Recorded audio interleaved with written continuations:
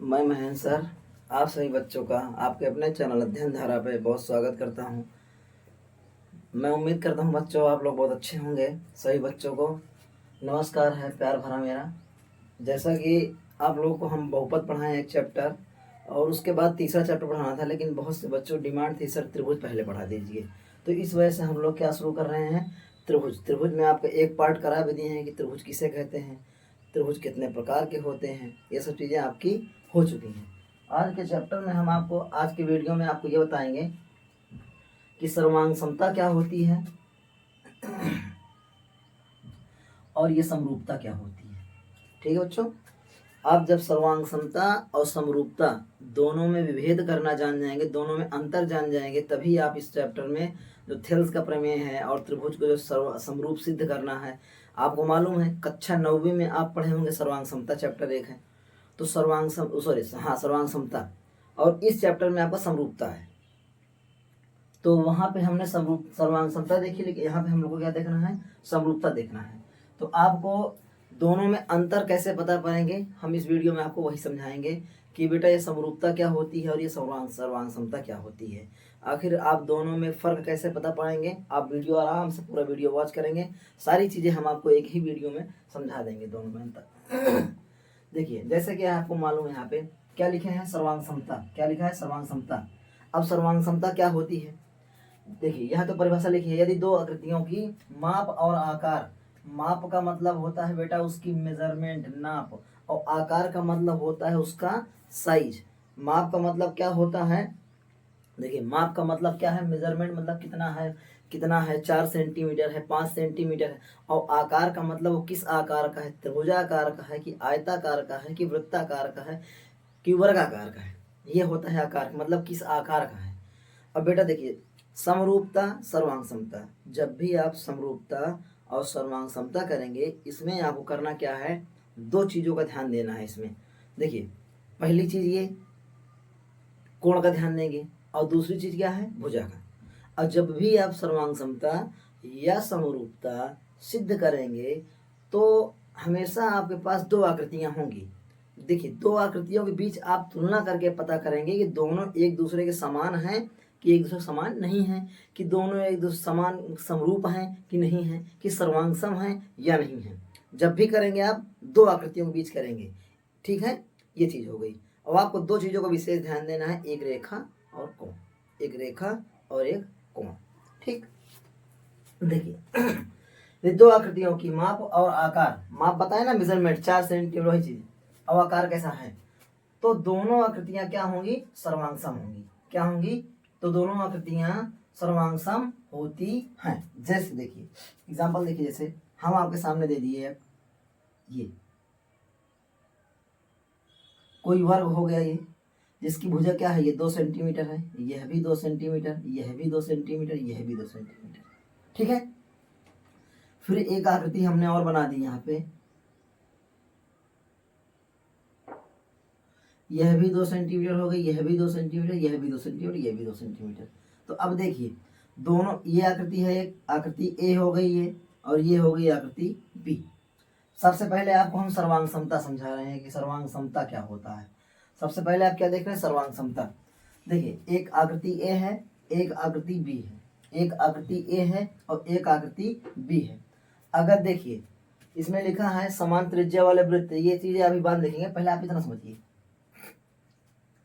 यदि दो आकृतियां दी गई हैं, अब चाहे वो वर्ग हो, चाहे त्रिभुज हो, चाहे वृत्त हो, कोई भी हो, आपके सामने हमने क्या लिया, एक वर्ग लिया जिसकी चारों भुजाएं क्या है, बराबर है। एक आकृति हो गई ए और एक आकृति हो गई बी। देखिए आपको मालूम होगा वर्ग किसे कहते हैं, तो जिस वर्ग की जिस चतुर्भुज के या कोई बहुभुज कह दीजिए कि जिस बहुभुज के चारों कोण और चारों भुजाएं बराबर होती हैं और विकर्ण भी बराबर हों, उसे ही आप क्या कहेंगे, वर्ग कहेंगे। कि जिस आकृति के या जिस बहुभुज के चारों कोण और चारों भुजाएं बराबर होती हैं, उसे हम लोग क्या कहेंगे, बहुभुज कहेंगे। तो यहाँ पर आपकी आकृति क्या है, वर्ग है। अब देखिए वर्ग में देखिए ये भुजा कितनी है, अगर मान लीजिए ये ए है, ये बी है, ये सी है, ये डी है, ये पी है, ये क्यू है, ये आर है और ये एस है। तो आपसे अगर हम कह दें बेटा कि ए बी और इसका देखिए ए बी और इसकी भुजा कौन सी है, पी आर। ए बी बराबर पी आर है कि नहीं है क्योंकि ये भी 2 सेंटीमीटर, यह भी 2 सेंटीमीटर, इसकी तुलना आप इससे कर देंगे। फिर उसके बाद अगर देख लीजिए, और ये मान लीजिए ए बी, ये ए सी था, सॉरी ए सी था, ये ए सी, ए सी। अब इसके बाद ये वाली भुजा लेंगे ऊपर वाली, जब इसकी ऊपर वाली भुजा लेंगे तो इसकी भी ऊपर वाली भुजा लेंगे, तो आप लिखेंगे ए बी बराबर क्या है, पी क्यू है। क्या हो जाएगा, पी क्यू। ये हो गया आपका। अगर इसके अलावा आप ले लें भुजा सी डी, क्या ले लें, चाहे सी डी कहें चाहे डी सी कहें, डी सी बराबर आर एस, ये भी क्या है, बराबर है। और अगर एक भुजा ये वाली ले लें, देखिए ये भी हो गई, ये भी हो गई, फिर ये वाला भी हो गया, और ये वाला भी कर लीजिए, चौथी भुजा हो गई है।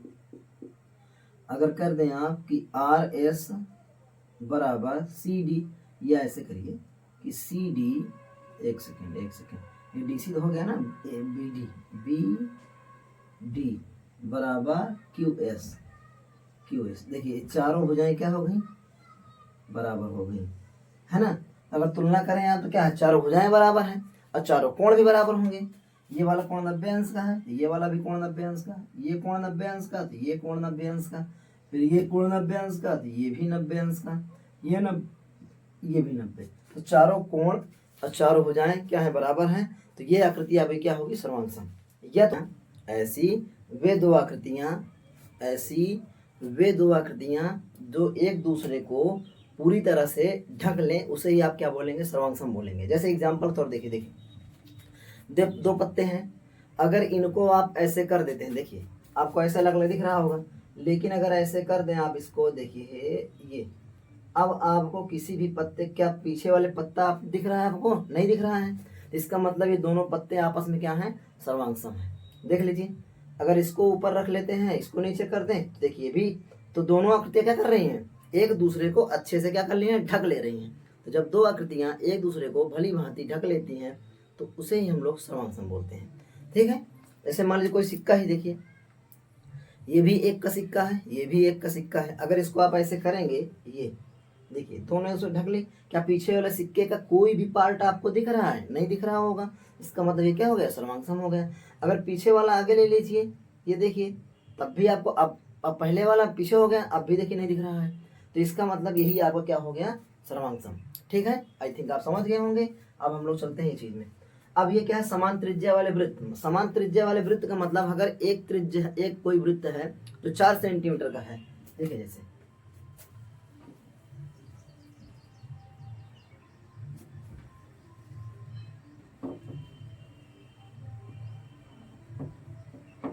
देखिए, जैसे एक समान त्रिज्या वाले वृत्त, जैसे कोई वृत्त है, ये मान लीजिए 2 सेंटीमीटर का है, कितने सेंटीमीटर का, 2 सेंटीमीटर का। तो आप जब त्रिज्या वृत्त खींचेंगे 2 सेंटीमीटर का, तो ऐसे ही खींचे जाएंगे, ये 2 सेंटीमीटर का वृत्त हो गया। और दूसरा कोई वृत्त ले लीजिए, ये क्या हो गया, ए वृत्त हो गया, और दूसरा वृत्त ले लीजिए कोई और है एक, ये बी वृत्त हो गया, और दोनों की त्रिज्याएं क्या है, समान है, दोनों की त्रिज्याएं क्या है, समान है।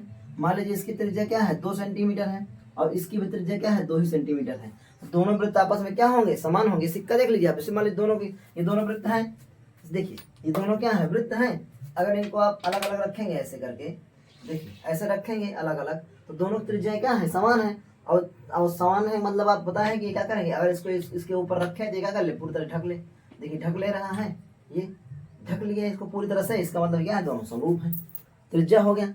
अब क्या है, कराए एक वृत्त की लंबाई वाले, कराए एक ही लंबाई वाले समबाहु त्रिभुज, मतलब ऐसे त्रिभुज जो क्या है, समबाहु। और समबाहु त्रिभुज को आप खूब अच्छे से, समबाहु त्रिभुज किसे कहेंगे, कि जिनकी तीनों भुजाएं क्या हो, बराबर हो, वही क्या होते हैं, समबाहु त्रिभुज होते हैं। और जिनकी तीनों भुजाएं बराबर होंगी बेटा, उसके तीनों कोण बराबर होंगे। जैसे मान लीजिए ये क्या है, आपका समबाहु त्रिभुज है कोई, और ये आपका फिर ये एक समबाहु त्रिभुज है, तो दोनों क्या है, आपस में समरूप होंगे, सॉरी सर्वांगसम होंगे। दोनों क्या होंगे, सर्वांग समरूप वाला देखेंगे बाद में आके, अभी सर्वांग समझिए बस। तो क्या होंगे, दोनों आपस में सर्वांगसम होंगे। अगर ये 3 सेंटीमीटर का है बेटा, तो ये भी 3 सेंटीमीटर, और ये भी 3 सेंटीमीटर, ये भी 3, ये भी 3, और ये तीनों क्या हो गए, 3 3। अच्छा, तीनों की भुजाएं बराबर, तो तीनों कोण बराबर, ये वाली भुजा इसके बराबर, ये वाली भुजा इसके बराबर, और ये वाली नीचे वाली भुजा इसके बराबर हो जाएगी, ये वाला कोण इसके बराबर हो जाएगा, और ये वाला कोण इसके बराबर हो जाएगा, और ये वाला कोण इसके बराबर हो जाएगा। समझ गए होंगे आप लोग। ये क्या हो गया आपका सर्वांग कौन सा त्रिभुज, समबाहु त्रिभुज। तो कहने का मतलब समान त्रिज्या वाले वृत्त हमेशा हमेशा सर्वांग होंगे।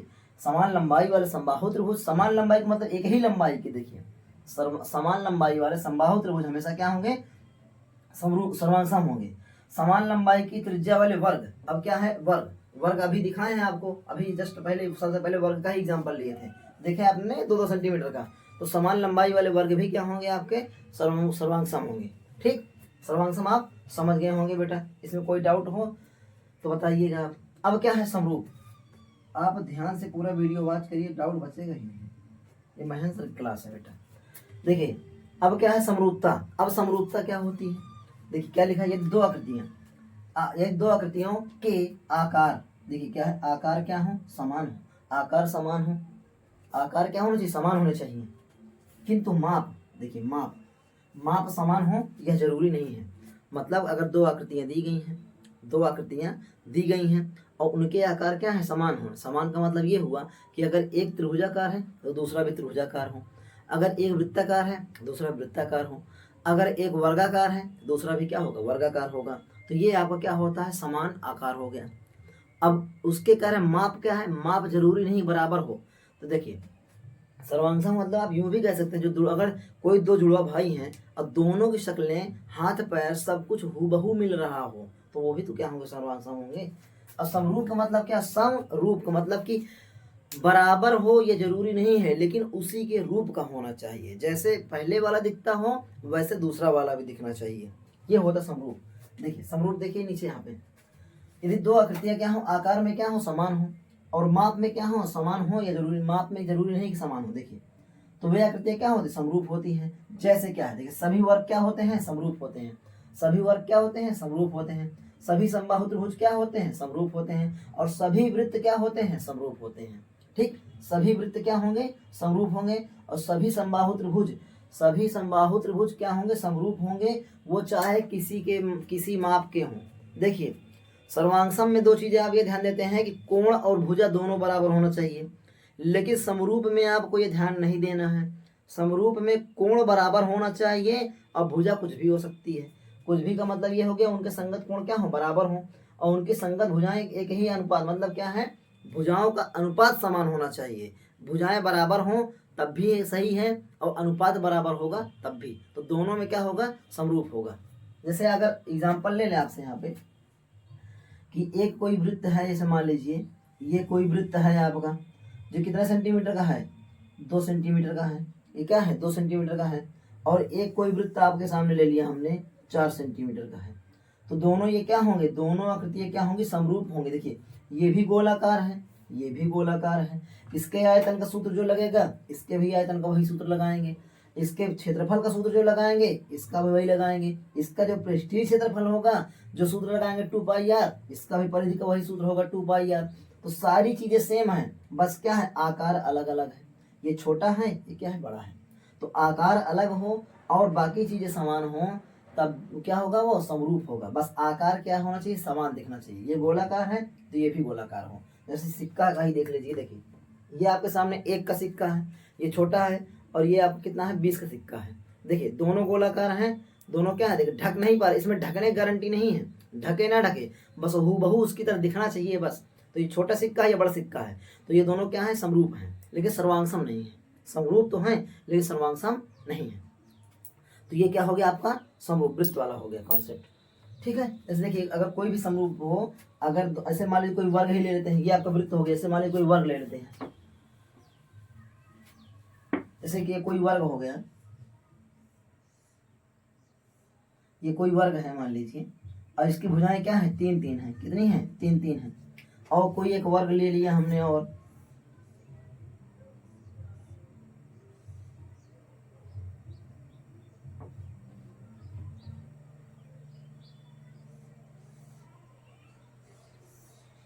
ये मान लीजिए 6-6 हो गए, क्या हो गया 6-6 हो गया। तो देखिए ये इसी की तरह दिख रहा है, सेम इसी की तरह है ये सेम टू सेम, ये 3 है, ये 6 है, ये 3 है, ये 6 है, ये 3 है, ये 6 है।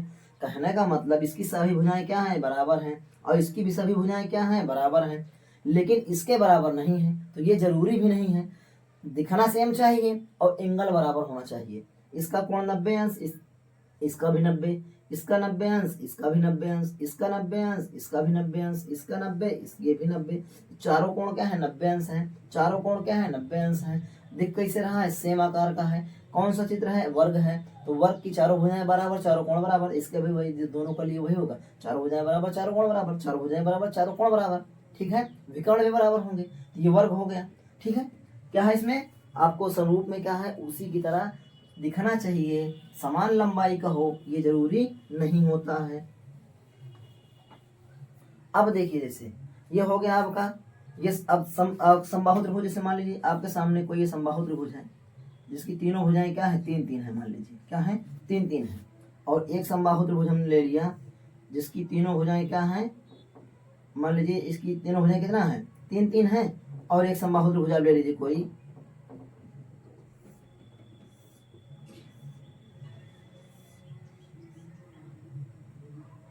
ये मान लो 6 है, 6 है, 6 है। देखिए ये भी वही चीज है, देखिए सेम टू सेम दिख रहा है, लेकिन ये साइज में छोटा है, तो साइज में छोटे से कोई दिक्कत नहीं। अगर आकार छोटा है कोई दिक्कत नहीं है, माप सॉरी आकार क्या है, आकार दोनों के सेम ही दिख रहा है, आकार सेम दिखना चाहिए, साइज छोटा, माप बड़ी छोटी बड़ी हो सकती है। तो माप देखिए अलग अलग है, लेकिन दिख कैसे रहा है, सेम आकार का है। अब दूसरी बात, कोण, इसका भी 60, इसका भी 60, इसका भी 60, इसका भी 60, इसका भी 60, इसका भी 60, ये हो गया। तीनों कोण बराबर हैं, भुजाएं बराबर हो ये आवश्यक नहीं है, ये जरूरी नहीं है, आप कुछ भी बोल सकते हैं। अब क्या है उनके, अब क्या है, अब एक ये परिभाषा देख लीजिए, शॉर्ट में थोड़ा सा है। उनके संगत कोण बराबर हो, यदि दो त्रिभुज समरूप होते हैं, दो त्रिभुज समरूप होंगे कब, जब उनके संगत कोण बराबर हो। अभी दिखाएं आपको संगत कोण क्या था, संगत का मतलब देखिए, जैसे ये आपका है त्रिभुज, समबाहु त्रिभुज है, संगत का मतलब ये वाला कोण इसके बराबर, ये वाला कोण इसके बराबर, ये वाला कोण इसके बराबर हो, और ये वाला कोण इसके बराबर हो, और ये वाला कोण, ये वाला कोण, ये दोनों आपस में बराबर हो, ये संगत कोण हो गए। इसी को बोलते हैं कि उनके संगत कोण क्या हो, बराबर हो। ये संगत कोण, ये वाला 60 है तो बेटा ये भी 60 हो जाएगा, ये 60 है बेटा ये भी 60 हो जाएगा, ये 60 है बच्चों ये भी 60 हो जाएगा। ये होता है संगत कोण, मतलब इसका संगत ये है, इसका संगत ये है, इसका संगत ये। ठीक, अब रही बात भुजाओं की कि उनकी संगत भुजाएं एक ही अनुपात में हो। मान लीजिए ये क्या था आपका, 3 3 था, ये क्या 3 3 था, और ये 6 6 है, क्या है 6 6 है। तो इनका अनुपात अगर करें आप, देखिए ऊपर वाली चीज आप समझ गए होंगे, नोट भी कर लिए होंगे, तो इसको आप रफ कर रहे हैं हम।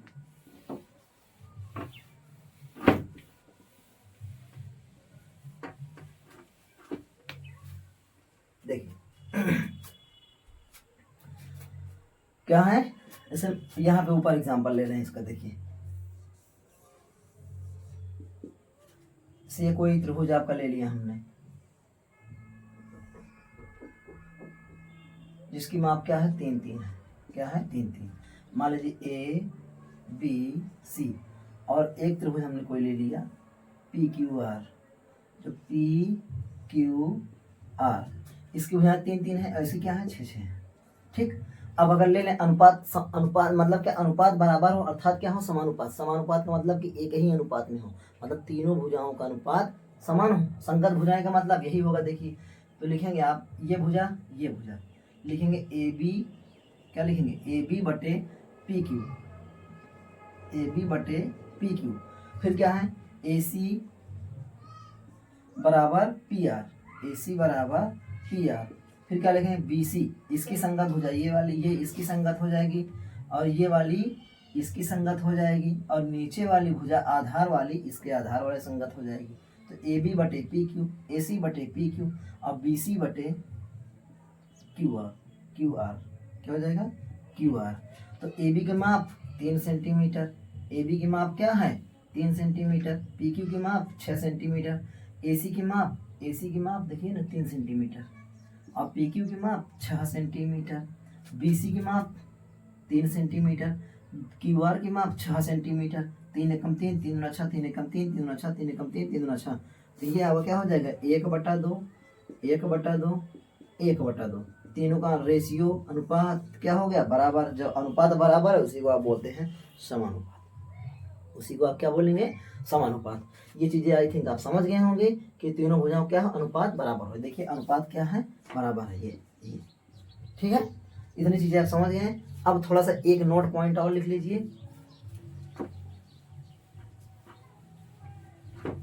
देखिए नोट पॉइंट में आपको ये लिखना है,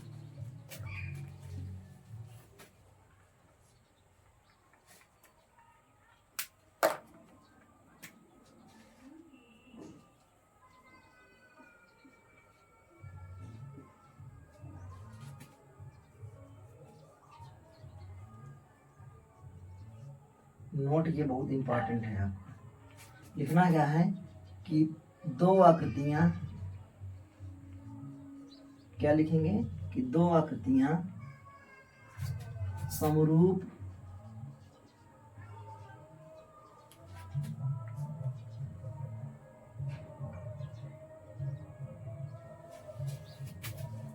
यदि, लिखेंगे यदि दो आकृतियां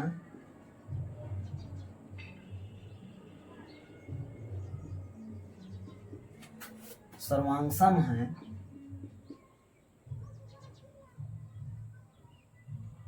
सर्वांगसम है तो समरूप अवश्य होंगी। क्या है, दो आकृतियां सर्वांगसम हैं, दो आकृतियां सर्वांगसम हैं तो समरूप अवश्य होंगी, किंतु किंतु किंतु दो समरूप आकृतियां, किंतु दो समरूप आकृतियां सर्वांगसम हों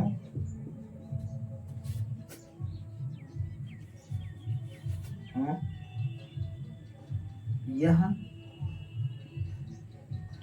आवश्यक नहीं है। ठीक, इसका मतलब समझ गया कि दो आकृतियां, कि दो सर्वांगसम आकृतियां समरूप हो सकती हैं, दो सर्वांगसम आकृतियां समरूप हो सकती हैं, लेकिन दो समरूप आकृतियां सर्वांगसम हो ये जरूरी नहीं है। इसका सीधा सा मतलब ये हुआ बेटा, देखिए जैसे आपके पास दो पत्ते हैं, ये सर्वांगसम है और समरूप भी हैं। देखिए ये सर्वांगसम है, ये क्या है, सर्वांगसम भी है और क्या है, समरूप भी है। देखिए इसको करेंगे आप, दोनों के ऊपर क्या हो गया, ये हो गया। देखिए एक के ऊपर एक ढक लिया क्यों, तो ये क्या है, सर्वांगसम है, और सर्वांगसम है तो समरूप भी। अगर कोई आकृति सर्वांगसम है तो समरूप जरूर होगी, अवश्य होगी, इसमें कोई दो राय नहीं है। लेकिन अगर कह दें, देखिए ये दो सिक्के भी हैं, ये भी क्या है, समरूप हैं और देखिए सर्वांगसम है और ये क्या है, समरूप भी है, समरूप में है। और लेकिन ये सर्वांगसम भी है, समरूप दोनों हैं। लेकिन यहीं पे अगर हम ये दो सिक्का ले लेते हैं, ये दो सिक्का ले लिए, तो देखिए ये समरूप तो है लेकिन सर्वांगसम नहीं है। क्यों, क्योंकि इसकी त्रिज्या कम है और इसकी त्रिज्या ज़्यादा है। क्योंकि इसकी त्रिज्या कम है और इसकी त्रिज्या क्या है, सॉरी इसकी ज़्यादा है, इसकी कम है। तो इसका मतलब ये हुआ, देखिए देख लीजिए दोनों छोटे छोटे दिख रहे हैं, एक छोटा है एक बड़ा है, लेकिन ये दोनों सिक्के क्या है, समरूप तो हैं। ये क्या है, समरूप हैं, लेकिन सर्वांगसम नहीं है। ये समरूप है। जैसे देख लीजिए कोई आकृति है, जैसे ये है 3 सेंटीमीटर, ये भी है 3, ये भी है 3। चलिए दूसरा ले लेते हैं, मान लीजिए ये होता है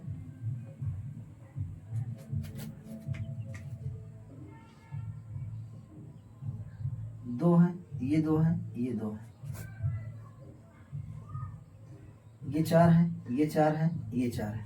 तो कहने का मतलब ये है, सर्वांगसम में क्या होता है कि भुजाएं बराबर होनी चाहिए। तो ये भुजा बराबर है नहीं है, इनका अनुपात बराबर है। और अनुपात किसमें बराबर होता है, समरूप में। तो इसका मतलब ये सर्वांगसम नहीं है, सर्वांगसम नहीं है लेकिन समरूप। देखिए सर्वांगसम नहीं है, लेकिन समरूप तो है ना बेटा, समरूप है। ठीक है, एंगल तो बराबर है, एंगल वाला फॉलो कर रहा है, लेकिन सर्वांगसम में तीनों भुजाएं, तीनों कोण, तीनों दोनों चीज बराबर होनी चाहिए, लेकिन इसमें भुजाएं बराबर नहीं है और कोण तो बराबर है। कोण तो ये 60-60-60 सब है, लेकिन ये क्या है, तो इसी यही बोलेंगे आप, ये दो आकृतियां सर्वांगसम हैं तो समरूप जरूर होंगी, लेकिन दो समरूप आकृतियां सर्वांगसम हों ये जरूरी नहीं है। ठीक है बच्चों।